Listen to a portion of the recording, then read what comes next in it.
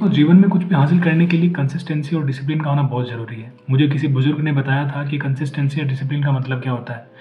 उस चीज़ को मैंने नोट किया ताकि मुझे वो चीज़ हमेशा याद रहे, और मुझे लगा कि ये चीज़ जब मेरे को अच्छा लगा और उसके बाद मैंने जब इसको अडॉप्ट करा तो मुझे बहुत ही ज़्यादा बेनिफिट हुआ इसका। तो मुझे लगा इस चीज़ को मुझे शेयर करना चाहिए।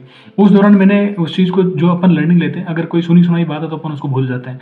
बट मैंने उस चीज़ को उस दौरान लिखा था, उस चीज़ को, उसके नोट्स बनाए और बेसिकली उनको बार-बार उसको ध्यान से पढ़ता रहा ताकि वो चीज़ अपने मेरे व्यक्तित्व में उतर सके। तो उस चीज़ के लिए कोई उसमें कोई आनाकानी करने की जगह नहीं रहे और वो चीज़ अपने व्यक्तित्व में उतर जाए और वो अपने लिए काम करे।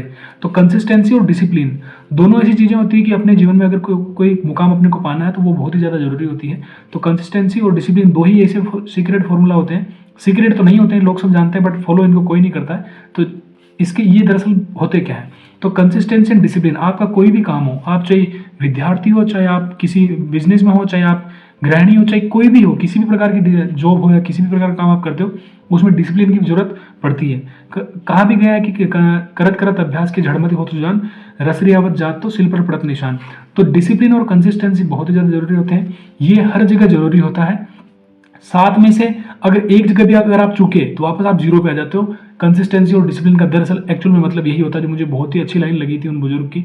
तो मैंने इस चीज़ को लिखा कि 7 में से अगर आप एक बार भी चूक जाते हो तो आपकी जो कंसिस्टेंसी एंड डिसिप्लिन है वो बिल्कुल 0 हो जाता है। आपको वापस 0 से शुरू करना पड़ता है। मतलब एक सप्ताह में एक दिन भी कंसिस्टेंसी और डिसिप्लिन डगमगाया तो फिर 0 से शुरू करना पड़ता है, क्योंकि 6 दिन भी शून्य हो जाते हैं। तो कंसिस्टेंसी और डिसिप्लिन ऐसे ही दो तत्व है जो अपने को ध्यान रखने पड़ेंगे, क्योंकि कंसिस्टेंसी एंड डिसिप्लिन के बिना कुछ भी नहीं होता। आपका सारा का सारा जो आपको एक्यूमुलेटेड आपकी जो इंटेलेक्चुअल वेल्थ होती है वो सारी सारी चली जाती है अगर आप एक दिन मिस करते हो तो। अब देखो, उन्होंने मुझे बताया कंसिस्टेंसी एंड डिसिप्लिन 2 टाइप के होते हैं, कि एक तो कंसिस्टेंसी और डिसिप्लिन हो किसी डर के कारण, फियर के कारण हो, है ना, या फिर कंसिस्टेंसी और डिसिप्लिन हो सेल्फ डिसिप्लिन के कारण। या तो अपन किसी के डर के कारण उस चीज को कर रहे होंगे, या फिर अपन खुद सेल्फ कंट्रोल करके या सेल्फ डिसिप्लिन में आके वो चीज को कर रहे हैं। तो डर के कारण अगर करेंगे तो वो कोई भी फ्रूटफुल नहीं होगी, लाइफ लॉन्ग अपने साथ में वो नहीं रहेगी। जैसे वो डर हटा, वो कंसिस्टेंसी एंड डिसिप्लिन वापस चला जाएगा। सेल्फ डिसिप्लिन आता है आपके एहसास से, आपके जो पुराने अनुभव रहे उनसे।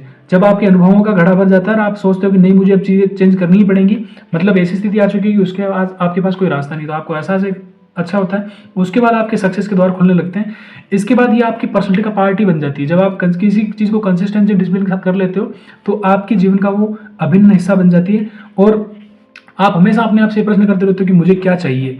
और इसलिए ये ऐसे प्रश्न जब आप करोगे खुद से, तो आप डेफिनेटली, अगर ऐसे प्रश्न आ रहे हैं तो आप डेफिनेटली जीवन में आगे बढ़ रहे हो। इसका मतलब ये होता है। तो आपको पहचानना पड़ेगा, आपकी जिंदगी है, खुद को पहचानो, खुद को पहचानना पड़ेगा। कोई किसी पर निर्भर नहीं है, कोई किसी पर निर्भर नहीं है, सबके लिए इंतजाम है। मैं कौन हूँ, इसे ढूंढो और सीखो। ऐसा संस्कार अपने को पैदा करना पड़ेगा, तब जाके कंसिस्टेंसी एंड डिसिप्लिन आ पाएगी।